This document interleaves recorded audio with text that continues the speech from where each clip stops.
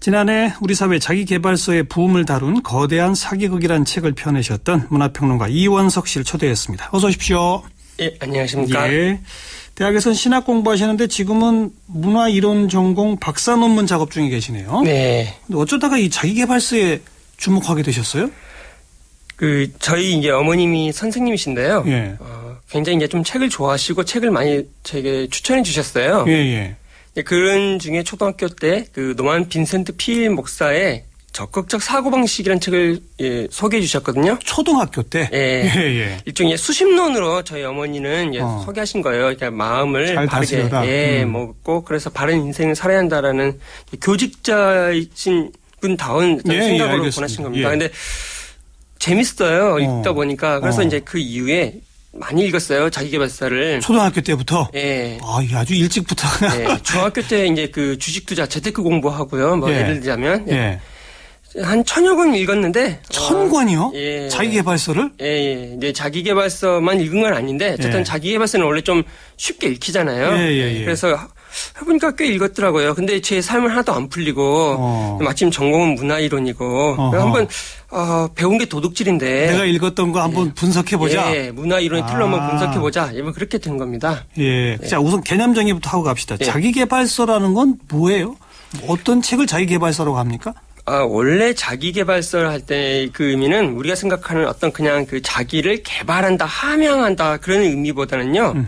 이게 원래 의미를 새겨봐야 드러나는 뜻이 있습니다. 이게 셀프 헬프, 그러니까 스스로 돕는다는 의미입니다. 셀프 헬프. 예. 하늘은 스스로 돕는 자를 돕는다.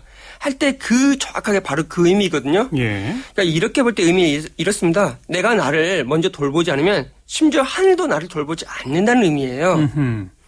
그러니까 너가 너 인생 책임져라는 지고무엄한 명령을 강조하는 거지요. 자기계발은. 예. 그리고 이제 동시에 그건 너에게 이제 그렇게 스스로를 돌볼 수 있는 힘이 있다냐. 그러한 적극적인 메시지를. 그러니까 한면으로는 너가 너를 돌보지 않으면 너 망하는 거야. 라는 채찍과 그러나 너에겐 너를 스스로 돌볼 수 있는 능력이 있어라는 당근을 가지주는 그러한 유형의 이제 일종의 이데올로기 혹은 어떤 교훈이죠. 가르침이고. 그게 자기계발이라는 단어의 뜻이라면 어떤 책을 자기계발서로 분류하고 어떤 책은 실용서로 분류하고 이 경계가 좀 애매한 거 아니에요? 좀 아까 중학교 때 이 주식투자 재테크 책도 봤다 그랬잖아요. 그런 건 실용서입니까? 자기계발서입니까? 자기계발서 안에 이제 여러 가지가 들어갈 텐데요. 저는 크게는 두 가지로 분류합니다. 하나가 열심히 노력하면 성공할 수 있다라는 개인의 의지를 강조하는 책을 윤리적 자기계발서라고 부르고요. 윤리적 자기계발. 그다음에 너가 마음속에 품은 생각, 그 꿈, 그 비전대로 이루어질 거야라고 하는 유형의 어떤 가르침을 신비적 자기계발서라고 분류해요. 신비적. 예. 근데 앞에 책이 대표적인 게 스티븐 코비의 성공하는 사람들의 7가지 습관이 좋은 얘기겠지요. 그렇죠. 후자의 경우는 론다 번의 시크릿이요. 그리고 이제 아까 맨 처음에 읽었다고 말씀드린 책이 노먼 빈센트 필 목사의 책이나 이 조엘 오스틴의 책도 다 후자에 속하지요. 신비적 자기계발이다. 어떠한 꿈을 꾼 대로 된다. 근데 이제 말씀하신 실용서는 제가 볼 때 윤리적 자기계발서의 하위 보험전에 들어가는 것 같습니다. 예컨대 시간 관리, 인맥 관리, 하다못해 건배사에 대한 어떤 교훈, 여러 가지들이 다 들어가지요.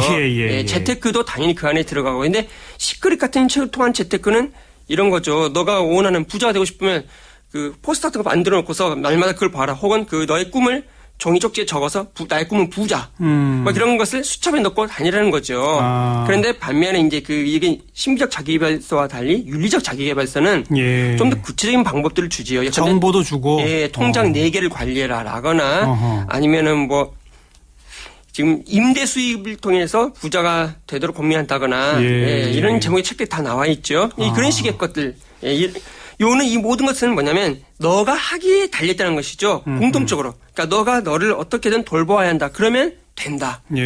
너가 너를 돌보면 하늘도 너를 돌봐준다. 이게 이제 모든 유형의 각각 다양한 성격을 갖고 있는 여러 자기계발서들을 하나로 묶어줄 수 있는 근본 특질인 것 같습니다. 윤리적 자기계발서와 신비적 자기계발서 이렇게 구분한 거는 금방 머릿속에 쏙 들어오는데 제가 듣기에 이원석 씨는 자기계발서의 범위를 상당히 넓게 보는 것 같아요. 윤리적 자기계발서의 한 하위 범주에 실용서를 넣었는데 그냥 단순히 정보만 주는 실용서 그걸 자기계발서라고 말할 수는 없는 거 아니에요? 단순한 정보만 준 경우는 저는 없는 것 같고 제가 볼 때는 정보를 줄 때 이 정보가 왜 중요한지 강조하잖아요. 그렇죠, 그렇죠. 벌써 거기에서는 이게 바로 너란 존재를 인적 자원으로서 휴먼 리소스로서 너를 개발할 수 있는 것이다라는 그걸 위해 반드시 해야 하는 것이다라는 것이 들어가 있죠. 그러지 않으면 굳이 그러한 실용적인 가르침을 주지 않는 거죠. 예컨대 얼마 전에 이제 그 인문학을 비판하는 것 때문에 예. 그 추락했던 유명한 자기개발 강사 한 분 계시잖아요. 누구죠? 이렇게 언니의 독설로 유명하신 분이죠. 예. 이분이 건배사에 대한 책을 썼어요. 어허. 근데 이분이 이걸 한 이유는 이것도 언뜻 보기엔 순수한 실용서라고 보이지만 잘 보면 이 건배사를 통해서 그 모임을 주도하는 것이 성공의 하나의 그 요소 중 하나라는 거죠. 이것이 그 메시지를 갖고 있다. 그런 있죠. 의미에서 자기개발서다. 예. 좋습니다. 예. 알겠습니다. 그러면 오늘 이제 모신 이유가 최근에 그 베스트셀러 목록에 오른 책 가운데 3가지가 사재기로 판명이 됐어요. 근데 이 기사는 말이죠. 세 권 가운데 2권은 자기개발서고 1권은 실용서다 이렇게 분류했는데 이원석 씨 분류에 의하면 3권이 다 자기개발서네요. 아마도 그렇게 보는 것도 가능할 것 같습니다. 이건 뭐 다 보도가 된 거니까 내가 알고 있는 걸 당신도 알게 된다면 그다음 말공부 이 2가지가 자기개발서로 베스트셀러 올랐는데 사재기로 판명이 된 거예요. 그렇지. 또 하나가 월급쟁이 부자들 이걸 이제 실용서로 분류했는데 이원석 씨 보시기엔 이것도 자기개발서의 하나다. 예. 아. 그렇습니다. 근데 유독 자기개발서라는 게 이런 사재기 대상이 자주 됩니까? 또 다른 통계를 봐도 사재기로 판명난 것 가운데 상당수가 사재기 자기개발서다 이런 보도들이 쭉 있어 왔거든요. 왜 그럴까요? 일단 그 사재기는요. 이런 거잖아요. 누군가가 그것을 이미 샀다. 그것도 많은 사람들이 샀다 할 때 그것에 반응하는 사람들을 염두에 두는 전략이죠. 그렇죠. 이 책 많이 팔렸었다라고 하는 것만 보여주면 사는 사람들을 겨냥한 거다. 그런 범위 안에는 문학도 들어가고요. 에세이도 들어가고 이제 말씀드린 자기개발서나 경제 경영서 다 들어갑니다. 예를 들어서 칸트의 순수 이성 비판을 놓고서 사재기를 할 일은 없잖아요. 왜냐하면 그 책이 좀 팔렸다고 해도 일반 독자들이 그 책 나도 갖고 싶어요 하면서 살 가능성은 낮잖아요. 몰라요. 그래도 또 그럴 수도 갑자기 있죠. 막 바람이 불면 그럴 수 있죠. 칸트 붐이 불면 또 그 맥락은 또 좀 이따 다시 이야기를 할 필요가 있을 것 같은데요. 그건 자기개발적 맥락 속에 이제 재배치가 될 때 가는 거고요. 어떤 기본적인 건 뭐냐면 이렇게 어떤 대중들을 영향을 줄 수 있는 방식에 해당하는 그 범위 안에 들어간 책들만 주로 다룬다는 거지요. 네네. 그런데 그 중에서도 가장 어떤 대중의 어떤 그런 트렌드, 대중의 선택에 가장 민감한 게 자기개발서입니다. 왜냐하면 자기개발은 기본적으로 이 제로섬 게임과 같은 거에서 내가 하나를 가지면 남은 누군가 하나를 뺏겨야 하는 것이고, 그러니까 이 유한한 자원을 가지고 무한한 경쟁을 하기 위해서 동기부여해주는 기능을 하는 게 바로 자기개발서거든요. 그래서 다른 무엇보다도 이 남들과의 어떤 비교에 가장 익숙한 그 장이 자기개발의 장입니다. 그래서 자기개발서야말로 가장 어떤 남들이 그저 여기서 많이 있는데 야 시끌이 엄청 좋대. 너 혹시 읽어봤니? 뭐 이런 식으로 이제 엄청나게 꿈꾸는 다락방이 너무 좋더라 하면 또 이제 너도 나도 꿈꾸는 다락방을 리딩으로 리드하를 말하면 너도 나도 이제 그 책 읽기 시작하는 거죠. 그래서 다른 그러니까 무한 경쟁에서 혹시 내가 그 책을 읽지 않으면 뒤처지지 않을까. 뭐 이런 조바심. 남들이 이걸 통해서 먼저 성공할 것 같은데 나 이거 늦게 읽으면 안 되지. 네네. 그런 의미에서 사재기의 단골 대상이 될 수 있다. 일단 사재기면 조금만 하면 금방 또 판매량으로 연결될 수 있는 소지가 제일 크다. 그런 얘기로군요. 그렇죠. 알겠고요. 지난해 거대한 사기극이라는 제목의 책을 냈는데 자기개발서 권하는 사회의 허와 실이란 부제목이 붙어 있습니다. 제목부터 이미 딱 메시지가 전해집니다. 뭐가 사기라는 겁니까? 사실 여기에서 이런 거죠. 자기개발을 강요하는 이유는 하늘이 먼저 돌볼 만한 혹은 정확히 말하면 이 세상의 안전망이 구축이 되어서 내가 무너져도 뒤에서 받쳐줄 만한 그게 돼 있지 않을 때 그것을 적극적으로 순응하는 마음으로 받아들이게 하는 그러한 장치인 거죠. 자기개발서가? 혹은 자기개발 강사들의 모든 가르침들이 다 그런 거죠. 그러니까 사회적 안전망도 없는데 그런데 네가 잘못되는 거는 너 때문이야. 이렇게 한다 이거 뭡니까? 예를 하나 좀 들어드리면 이런 거죠. 누가 내 치즈를 옮겼는가라는 책이 있었습니다. 맞아요. 이 책이 이제 베스트셀러가 됐잖아요. 근데 이게 일단 베스트셀러가 된 이유가 참 재밌는데 이 책이 이제 미국에서 나올 때요. 이 책을 주로 대기업에서 굉장히 많이 구매를 해주었습니다. 그리고 자기 직원들한테 읽히려고. 예. 그리고 대기업에서 약간 슈레페크나 이런 어떤 유명한 이제 대기업에서 모셔온 거예요. 그 네. 저자를. 예. 그리고 강의라고 세미나하게 했습니다. 예. 근데 그리고 나서 그런 대기업 중에 상당수가 몇 달 후에 구조조정에 들어갔어요. 근데 이 누가 내 치즈를 옮겼는가 메시지가 뭔가 하면은 치즈가 옮겨졌을 때 왜 치즈가 옮겨졌을까 누가 옮겼을까 이러면서 거기서 의문을 품고 부정적이고 어떤 소극적으로 반응하지 말고 새로운 치즈가 있는 것을 향해 나아가라. 적극적으로 진취적으로 행동해라. 이런 굉장히 일단 그 자기 개발의 어떤 가장 그 날것의 모습을 잘 보여주거든요. 그러니 이제 이것을 적용시키면 회사에서 구조조정을 했어요. 회사에서는 통보를 했죠. 이제 나가라. 근데 이럴 때 내가 왜 잘렸을까? 회사에 여기서 내가 항의를 해야 할까? 노조에게 말을 해야 하나? 이런 게 아니라 어서 빨리 새로운 재취업을 해서 준비를 해야 한다는 거죠. 예. 바로 자기개발서나 자기개발의 가르침이 이런 식으로 사용이 되고 있는 거지요. 그래요? 예, 그럼 비슷한 것 중에 아침형 인간도 그러지 않습니까? 지금 이원석 씨의 분석에 의하면 구조조정을 계획하고 있는 기업들이 의도적으로 이 책을 사서 뿌리고 의도적으로 이 저자를 모셔서 강의를 들었다라고 보시는 겁니까?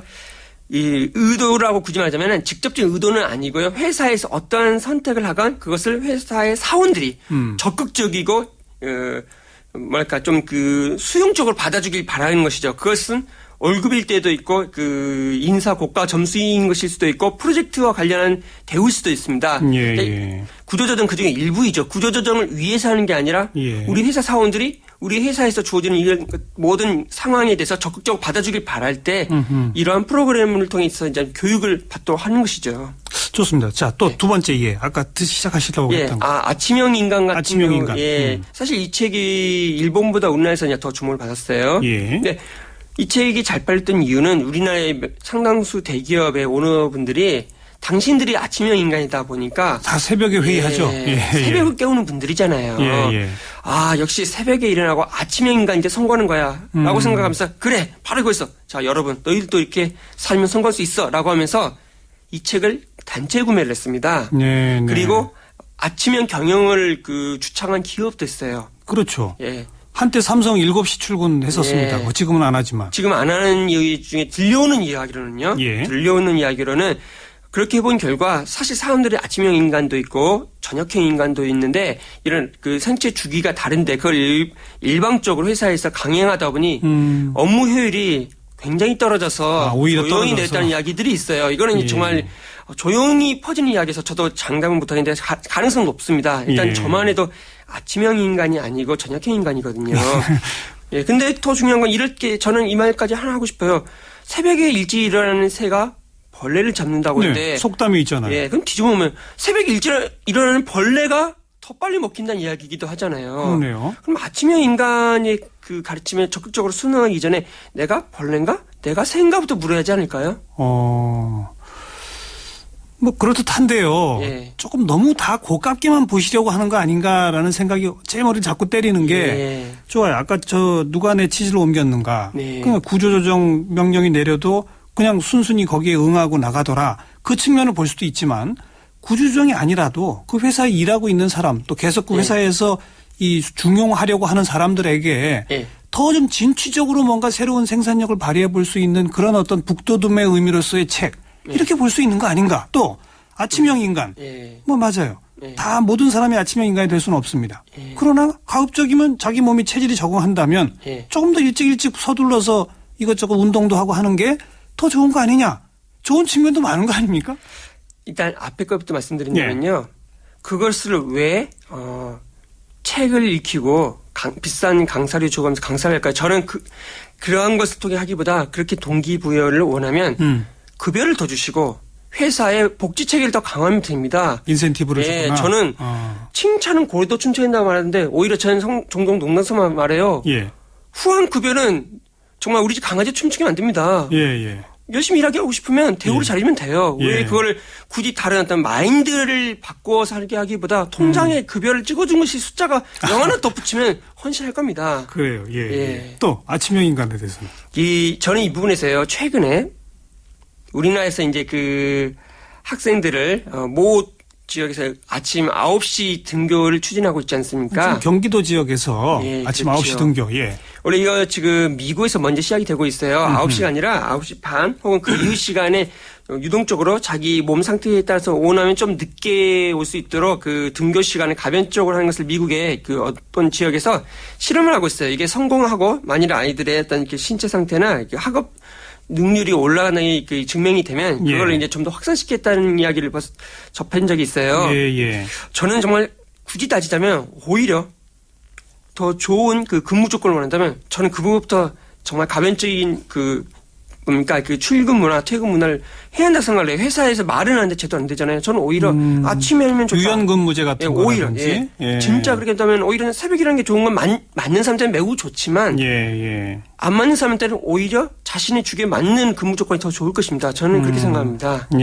아니 그 회사에서 전부 다 일찍 출근시키게 하는 거는 논외로 하고 아침형 인간이란 책 그 자체만 놓고 봤을 때는 이게 도움되는 사람들도 많이 있을 거 아니냐 이거죠. 그렇죠. 근데 아닌 사람도 있을 거라는 거죠. 모두에게 적용시킬 수가 없다. 그건 물론 그건 맞는 얘기입니다. 또 사례가 또 있습니까? 이 거대한 사기극이라고 하는 어떤 사례가.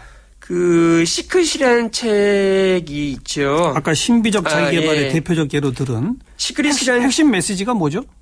이 시크릿은 이게 그 성공하는 사람들 상위 1%가 갖고 있는 비밀은 자신의 마음속에 품은 바대로 모든 것을 끌어당긴다는 것이죠. 그래서 끌어당김의 법칙이죠. 끌어당김의 법칙. 왜 사람들 돈이 없느냐? 맨날 돈이 없는 것만 생각하니까. 돈이 없어. 돈이 그러니까 많은 걸 자꾸 생각하면 그 사람 부자가 되더라. 좋습니다. 알겠어요. 그러니까 이런 관점에서 그러니 긍정적 생각을 해라. 돈을 생각하고 건강을 생각해라. 온다는 거죠. 어떤 다른 책에서 보여준 사례가 있어요. 공부를 안 하는 학생인데 자기는 지금 계속 꿈을 꾸고 있답니다. 고3인데 곧 수능을 볼 건데 수능 만점이 돼서 전국 수석이 돼서 인터뷰하는 걸 상상한답니다. 그런데 이것을 공부를 조금이라도 일부러 공부를 하면 오히려 그것 때문에 부정적인 그 마음이 들어올 테니까 왜냐하면 공부도 이해가 잘 안 되고 외워지지도 않으니까 그러면서 부정적인 생각이 들어올 테니 안 하고 있답니다. 공부를 아예 안 하고 그냥 생각만 한다 이거죠. 아주 황당한 이야기지요. 또 어떤 분의 또 다른 이야기도 또 소개해주셨어요. 뭐냐면 자기는 어떤 남자를 바라보면서 이제 계속 끌어당기고 있답니다. 근데 안타까운 마음이 든답니다. 그분에게 옆에 있는 배우자분한테 마음 상처를 줄까 봐서 그거에 대한 좀 안타까움이 있답니다. 사실은 이 신비적 자기개발은 상당수가 바로 그런 부분에 있어서 진짜 일종의 이 마약 같은 것이죠. 그 순간 너무 정말 상상하고 마치 복권처럼 로또 복권처럼요. 알겠습니다. 하지만 이루어지지 않는. 그 대목은 저도 별로 토를 달 게 없네요. 신비적 자기개발서는 제가 봐도 조금 좀 황당하군요. 좀 실용적 성격을 갖는 자기개발서에 대해서는 좀 논란의 여지가 있을 수 있을 것 같아요. 그렇죠. 저도 그렇게 생각합니다. 그런데 어쨌든 이원석 씨가 주목한 것은 사회 구조 탓일 수 있는 것을 자꾸 자기 개인 탓으로 돌리게 한다. 핵심은 이거로군요. 그럼 자기개발서 다 읽지 말아야 됩니까? 저는 그렇게 생각하지 않고요. 아까 말씀드린 것처럼 윤리적 자기개발서 중에서도 특히 실용서 중에서는 좋은 책들이 있다고 봅니다. 뭐 예를 들어서 뭐 원싱 같은 책 있죠. 이 책 참 좋은 책이죠. 왜냐하면 요새 멀티태스킹 강조한데 말입니다. 사실은 하나에 집중해야 오히려 효율도 더 높아져요. 그럴 수 있죠. 그건 달인 같은 책인데 이 책은 진짜 이렇게 하면 성공할까가 아니라 그저 묵묵히 노력하는 것. 그것이 사실은 전부다. 달인 되면 전부는 거기에 있다. 달인. 마스터, 마이스터 뭐 있잖아요. 전 맞다고 생각합니다. 긍정적일 수 있다. 오히려 괜히 사람들에게 막 그 꿈과 희망 주는 것보다 진실은 그거야. 네가 잘할 수 있는 것을 택한 다음에 그것을 열심히 해. 계속 열심히 하는 거. 거기에 어떤 기적도 없고. 알겠습니다. 그러니까 그런 거는 유용하지만. 혹은 몇 가지 실용적인 것들도 시간 관리도 잘 택하면 좋은 시간 관리 기법을 배우면 유용할 수 있지요. 그건 잘 골라 읽으면 좋을 것입니다. 또 그것만 해서 전부 나만 잘 함양하면 내가 잘 돼라고 거기에 빠지지 말아라. 그렇게 보장은 전혀 없기 때문이지요. 그러니까 뭐 필요한 건 읽되 사회 구조에는 어떤 문제가 있는지도 눈여겨봐라. 그런 얘기시죠? 그렇죠. 그 책의 가르침도 열심히 해도 안 되는 것이 내 잘못만이 아니고 이 사회가 갖고 있는 기본적인 시스템이 져야 할 목이 충분히 이행이 안 되어 있기 때문에 그렇게 된 것일 수도 있는데 너를 탓하지만은 말아라 이런 것이죠. 그 1000권가량의 자기계발서를 읽고 네. 좀 억울했나 봐요, 본인이. 거대한 사기극이라고 하는 정도로 아주 직격탄을 날리고 계셔서 네. 좀 억울합니까? 아니 뭐 사실 제가 뭐 이제 1000권 읽은 것은 큰 그게 아닌데 1000권 읽으면서 제가 실험해 봤을 것들이 많겠잖아요. 그렇죠. 예. 다른 분들이 생각해 봤을, 시도해 봤을 거의 모든 것들을 다 해봤다고 보면 되는데, 예. 사실 뭐 다 해봐도, 그게 나를 성공으로 이끄는 게 아니더라. 예, 뭐 제가 반농담 삼아 그럽니다. 나를 봐라.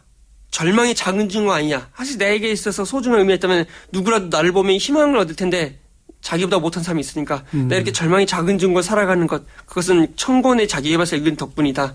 이런 약간 자조적인 농담을 하지만, 예. 알겠습니다. 그래요. 맹목적으로 자기계발서에만 또 이렇게 우르르 몰려가는 사회적 세태에 대해서 아주 따가운 일침을 놓으신 분이네요. 문화평론가 이원석 씨 오늘 함께 만났습니다. 네, 고맙습니다. 감사합니다.